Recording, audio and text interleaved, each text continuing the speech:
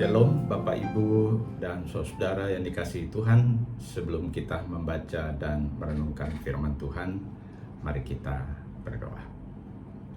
Bapa kami berterima kasih sebab Tuhan telah menolong kami sampai dengan hari ini.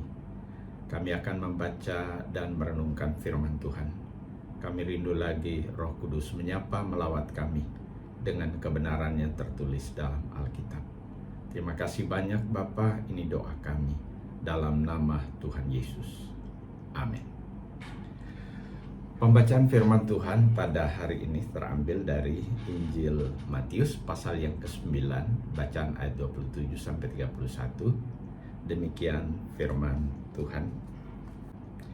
Ketika Yesus meneruskan perjalanannya dari sana, dua orang buta mengikutinya sambil berseru-seru dan berkata, "Kasihanilah kami, hai anak Daud." Setelah Yesus masuk ke dalam sebuah rumah, datanglah kedua orang buta itu kepadanya dan Yesus berkata kepada mereka, "Percayakah kamu bahwa aku dapat melakukannya?" Mereka menjawab, "Ya Tuhan, kami percaya."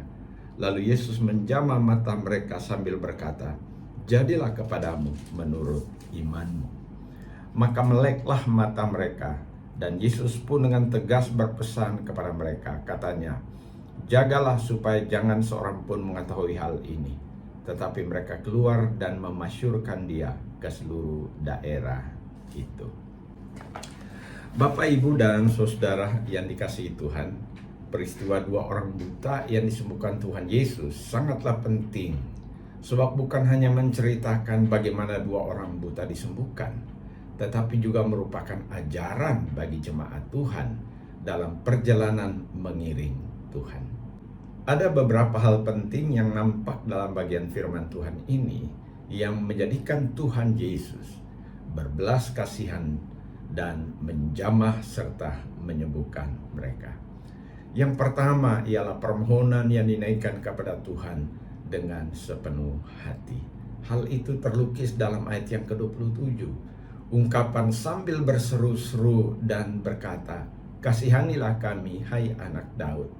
Istilah sambil berseru-seru mengungkapkan kerinduan, kesungguhan hati, serta permohonan yang disampaikan dengan sepenuh hati.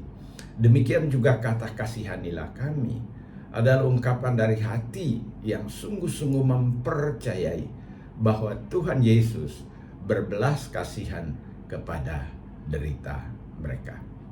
Prinsip yang sangat penting ini adalah juga ajaran bagi kita ketika kita datang memohon belas kasihan Tuhan. Yang kedua ialah pengakuan yang tulus bahwa Kristus adalah Mesias. Permohonan belas kasihan dari kedua orang buta adalah teladan yang sangat penting. Seruan permohonan belas kasihan Tuhan Yesus didasarkan pada pengakuan bahwa Yesus adalah Mesias yang diungkapkan dengan istilah anak Daud. Ungkapan yang menunjukkan tentang pengharapan dari umat Tuhan, sebab Mesias adalah keturunan Daud yang datang menyelamatkan umatnya. Lihatlah, meskipun mata fisik mereka buta, tetapi mata rohani mereka mampu melihat dan mempercayai bahwa Yesus adalah Mesias yang dijanjikan Allah untuk membawa keselamatan. Ketika kita juga datang memohon dan berdoa, semestinya demikian jugalah sikap hati kita. Yang ketiga, sedang menunjukkan ketekunan dan keteguhan iman dari kedua orang buta, sehingga Tuhan Yesus berbelas kasihan. Ketekunan kedua orang buta bukan hanya nampak pada seruan berkali-kali dalam perjalanan Yesus, tetapi mereka mengikuti Yesus sepanjang perjalanan dari rumah Yairus di jalanan yang cukup ramai dengan banyak orang, serta halangan bagi kondisi mereka yang buta. Sampai kemudian Alkitab menuliskan mereka juga ikut masuk ke dalam rumah tempat Yesus tinggal. Ketekunan yang melampaui hambatan fisik sebagai orang buta dan tidak menghentikan tekad mereka untuk memohon belas kasihan Tuhan. Demikian juga dengan iman. nampak ketika Tuhan Yesus mengajukan pertanyaan, "Percayakah kamu bahwa aku dapat melakukannya?" Mereka langsung menjawab tanpa ragu, "Ya Tuhan, kami percaya."